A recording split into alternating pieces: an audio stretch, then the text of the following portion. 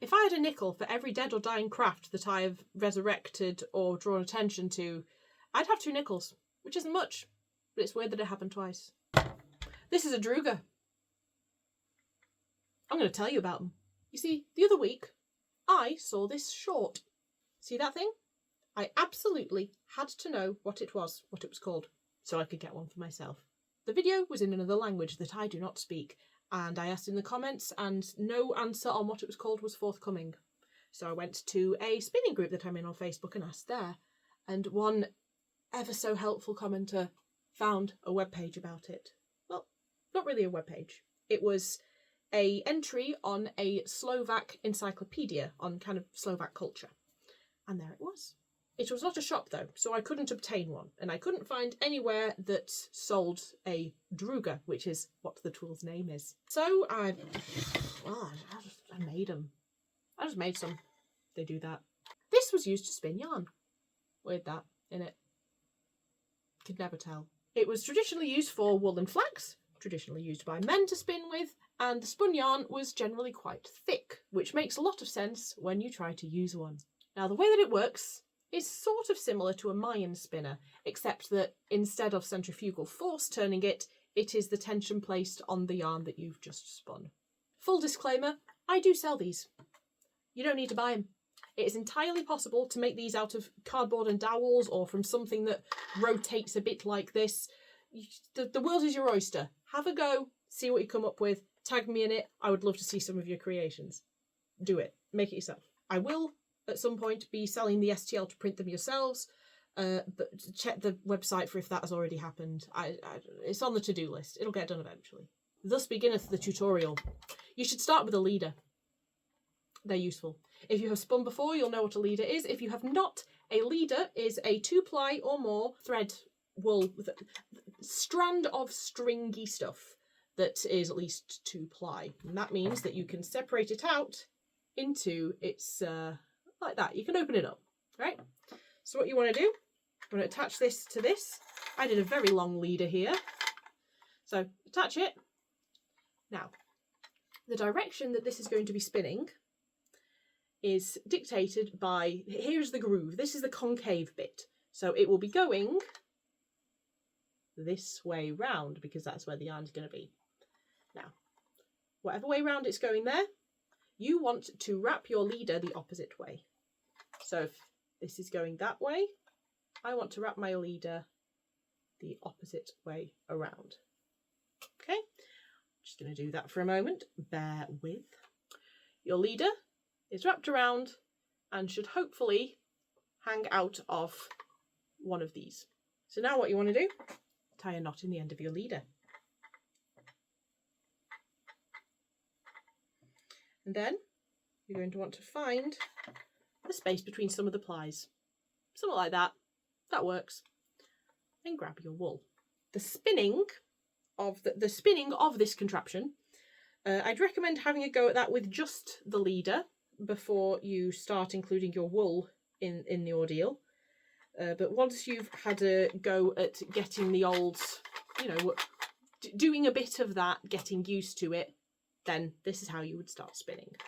So I like to start with this much or less between my fingers and the spindle. And you're just going to spin it. You can spin like that.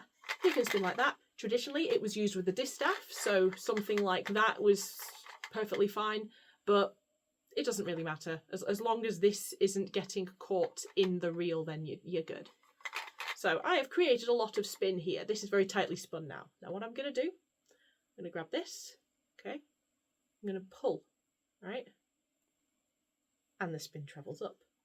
I'm going to do it again. You get this? I'm going to pull, and the spin travels up, okay? And then we wind it on, just like that. I'll do a little bit more spinning. Now, up here is the unspun, down here is the spun. I'm going to increase the spin here so that it can travel up to the unspun, okay? Holding this here. Now, I'm just dangling this. You could put it on your lap. If it was traditionally used for one-handed drafting. Now, I'm not a wizard. I'm terrible at one-handed drafting, so I'm a park and draft girly all the way. So I'm parking it and drafting it, letting the spin travel up. Okay, and when I am satisfied with the amount of spin, without going too far, I wrap it around and carry on. Yes, it was traditionally one-handed drafting. I've tried it briefly. I totally see why it would work for that and why that would be favoured, but I'm just terrible at it. Just really bad at it. In fact, I'm going to try it out. I'm just going to embarrass myself on the internet.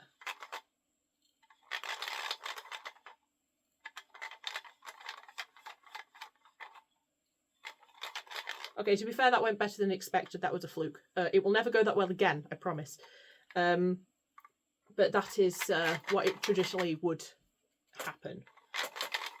No, this ain't actually that bad.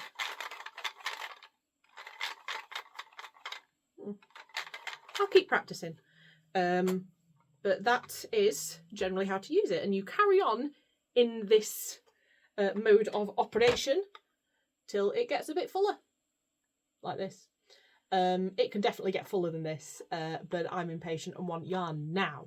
Now, what you can do with that, you can bracelet ply it onto your hand. You can use a bracelet plying tool.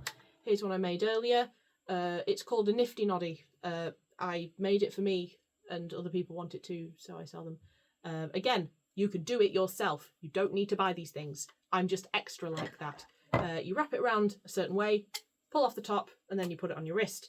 And then you can ply. Now that is magical because, oh, seriously, the desk here is an absolute mess. I'm glad that you can't see it on camera. I mean, everything's entirely tidy. What are you talking about? Mess in my crafting room? The horror. If you have just spun it this way, right, what you can do, hold the end, twist the handle, because there is an embedded bolt in this. It's all very clever. So this is the way that it was. Now, pay careful attention. This bit's very, very complex. You go bloop. The bloop sound is very necessary to the process. If you don't make it, I don't know what will happen. I can't make any promises. I don't know if it'll be good. It's better safe than sorry. Better safe than sorry. Now you've attached the handle back on. It goes the other way now. Magic. And that is how you would ply it, because the way that plying and spinning works is... was anyone alive in the early 2000s and late 1900s? Oh god, late 1900s. Emotional damage! There were little electric tools that you attached 2 strands of hair to, and they went and then they twisted around each other the opposite way. That's how wool works. And now I feel old. So you need something that travels the opposite way to ply 2 singly spun yarns together than the yarns were spun themselves, if that makes sense. I hope it does, because I'm not trying to explain it again. I've done this enough times. This is not the first take. Far from it. So once you've plied your yarn, it'll look like yarn, but it'll be on your spindle. So then you put it on a niddy noddy. Here's one of them now. By the magic of buying 2 of them, you somewhat like that. You can literally use anything as a niddy noddy. Something, some tables, wrap it around a table, be right. So, pros and cons.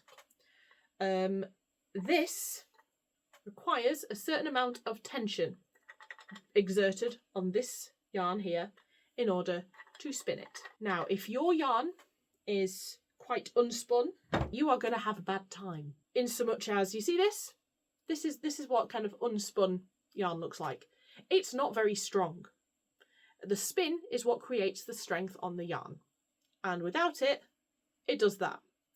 Which means that if you're doing that and you have unspun yarn, it'll do that. In much the same way that anyone who has used a drop spindle before has found, and then it goes plummeting to the ground. Isn't it great? So that is something to be aware of. You need to make sure you've got a decent amount of spin on it. Another thing to be aware of is yarn thickness. So this, traditionally, it was used for thicker yarns. Now I've found that the thinnest that I tend to go is the thickness of, if you get some sock yarn and you stretch it out, about that thinness. There's a specific WPI, I'll put it on the screen, I can't remember off the top of my head, but about that. So somewhere around there is a nice sweet spot. Yeah, it's On the thin side, I've not had any problems spinning that thickness and having it snap. Much thinner than that or shorter staple length fibres, and you might have a problem because of the force exerted. For very, very thin fibres, so if you want to spin like essentially like thread, drop spindle's your gal. You need a light one because the lighter it is, the better it is at not being heavy. Oh, I should also point out drop spindles. In order to get them working, you know, you rev it up or you spin it, depending on if it's top or bottom weighted. And then you've got to do the whole drafting thing. And it's quite physically involved. It's not something that you can just kind of like sit back, relax, and just kind of do very easily. You kind of need a bit of height, otherwise it kind of sucks. So for people who struggle with that, that is where this really does shine, because you can just sit and do it and binge Avatar, which I've definitely been doing, but I've been spinning at the same time, so it counts as work. That's how it works, right? Yeah. Isn't it so good though? Has anyone else watched it? I've finished the first series, but I need to watch Legend of Korra next. But it's so good, so good. Anyway, tangent aside, doing this is a bit less in depth as kind of leaning forward and doing all of the drafting for a drop spindle. So for people who are maybe limited mobility, arthritis, this might be a bit of an easier option. Your mileage may vary. Try to make one first, because you should make things. We should all be making things. It is a good use of time and it keeps your brain working. Do it.